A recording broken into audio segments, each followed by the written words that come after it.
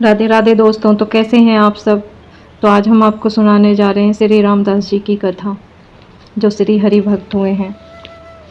तो आइए अपना समय बर्बाद न करते हुए कथा शुरू करते हैं।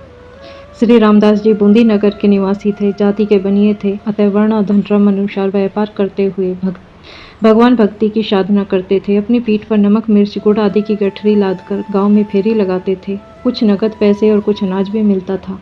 एक दिन फेरी में सामान बिक गया और बदले में अनाज ही विशेष मिला। उसकी गठरी सिर पर रखकर घर को चले। वजन अधिक था अतः भार से पीड़ित थे, पर ढो रहे थे। एक किसान का रूप रखकर भगवान आए और बोले, भगत जी, आपका दुख मुझसे देखा नहीं जा रहा है। हमें भार वहन करने का भारी अभ्यास है, हमें भी बूंदी ही जाना है। आपकी गठरी में पहुंचा दूंगा। ऐसा कहकर भगवान ने भक्त के सिर का भार अपने ऊपर ले लिया और तीव्र गति से आगे बढ़ने लगे। थोड़ी ही देर में वे इनकी आंखों से ओझल हो गए। तब ये सोचने लगे, मैं तो इसे पहचानता नहीं हूँ और यह भी शायद मेरे घर का पता न जानता हो। अच्छा जाने दो, राम करे सो होए। और राम कीर्तन करते हुए चले। मन में आया कि आज थका हूँ, घर पहुँचते यदि गर्म जल मिल जाए तो झट से स्नान पूजा करके आज कढ़ी फुलके का भोग लगा दूंगा। इधर किसान रूपी भगवान ने इनके घर आकर गठरी पटक दी और पुकार कर कह दिया, भगत जी आ रहे हैं, नहाने के लिए गर्म पानी कर लो और भोग के लिए कढ़ी फुल्का बना लो। उन्होंने कह दिया है। कुछ देर बाद श्री रामदास जी घर आए तो देखा कि अनाज की गठरी पड़ी है। इनकी पत्नी ने कहा, पानी गर्म हो चुका है, झट से स्नान कर लो, कढ़ी भी तैयार है, सेवा करोगे तब तक फुलके भी तैयार हो जाएंगे। श्री रामदास जी ने कहा, तुमने मेरे मन की बात कैसे जान ली। उसने कहा, उस गठरी लाने वाले ने कहा था, मुझे क्या पता तुम्हारे मन की बात। अब तो श्री रामदास जी समझ गए कि आज श्री राम जी भक्त वात्सल्य का बड़ा कष्ट सह के आए। ध्यान किया तो प्रभु ने प्रसन्न होकर कहा, तुम नित्य संत सेवा के लिए इतना श्रम करते हो, मैंने तुम्हारी थोड़ी सी सहायता कर दी तो क्या बिगड़ गया। आपने अपनी पत्नी से पूछा, तुमने उस गठरी लाने वाले को देखा था क्या। उसने कहा, मैं तो भीतर थी, उसके शब्द अवश्य अति मधुर थे। रामदास जी ने कहा, वे साक्षात भगवान ही थे, तभी तो उन्होंने मेरे मन की बात जान ली। वे संत सेवा से अति संतुष्ट होते हैं। अब यदि प्रेम से संत सेवा करोगी तो पुण्य तुम भी दर्शन पाओगी। स्त्री पछता रही थी, मैं दर्शन नहीं कर पाई। भगत जी पछता रहे थे कि प्रभु ने मेरे सिर का बोझ अपने सिर पर ले लिया। यह घटना हृदय में घर कर गई। तब से आप सदा भजन ध्यान में ही तत्पर रहने लगे। आप संतों की सेवा को भगवान की सेवा से बढ़कर मानते थे। एक बार इनके यहाँ पर कई संत आए। संध्या आरती हुई। रात्रि में भोजन के बाद इन्होंने संतों की चरण सेवा की और उसी में लगे रहे। मंदिर में श्री ठाकुर जी को शयन कराना भूल गए। प्रातःकाल मंगला के समय जब ये मंदिर में जाने लगे तो मंदिर के किवाड़ अंदर से बंद हो गए। प्रयत्न करने पर भी किवाड़ नहीं खुले। तब आप बड़े असमंजस में पड़ गए। इतने में आकाशवाणी हुई, अब किवाड़ नहीं खुलेंगे, मेरी सेवा रहने दो, अब संतों की सेवा करो। मैं रात भर सिंहासन पर खड़ा रहा हूँ, तुमने मुझे शयन नहीं कराया। यह सुनकर रामदास जी ने सरल भाव से निवेदन किया, प्रभु, संत सेवा में लगे रहने के कारण यदि आपकी सेवा में चूक हुई हो तो आपके नाराज होने का भय मुझे बिल्कुल भी नहीं है। आपकी सेवा में लगा रहूं और संत सेवा में भूल चूक हो जाए तब मुझे आपकी नाराजगी का बड़ा भारी भय है। यह सुनते ही प्रभु प्रसन्न हो गए, किवाड़ खुल गए।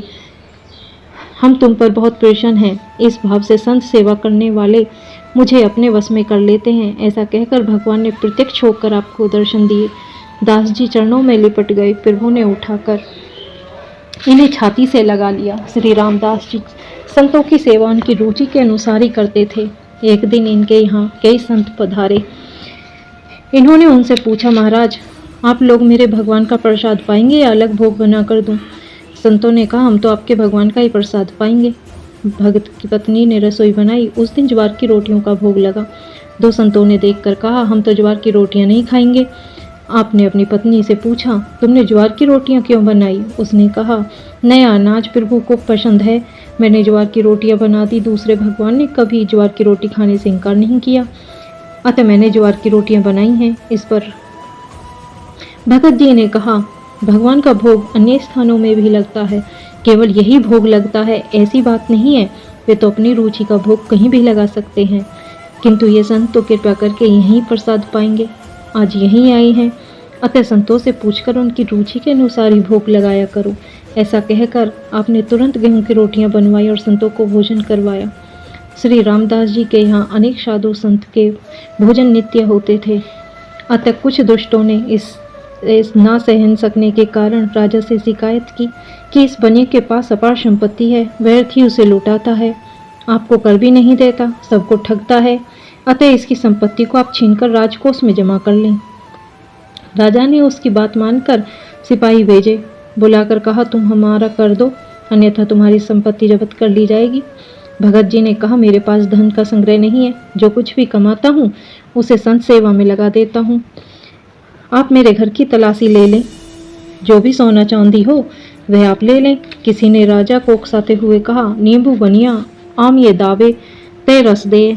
राजा ने इन्हें कारागार में बंद कर दिया और घर का संपूर्ण अंधन छीनने का विचार किया। श्री रामदास जी के मन में चिंता हुई। सेवा में बाधा जानकर आपने श्री लक्ष्मण जी का स्मरण किया। श्री लक्ष्मण जी प्रकट होकर इन्हें बंधन से मुक्त कर दिया। स्वयं कारागार में रामदास का रूप धरकर बंध गए।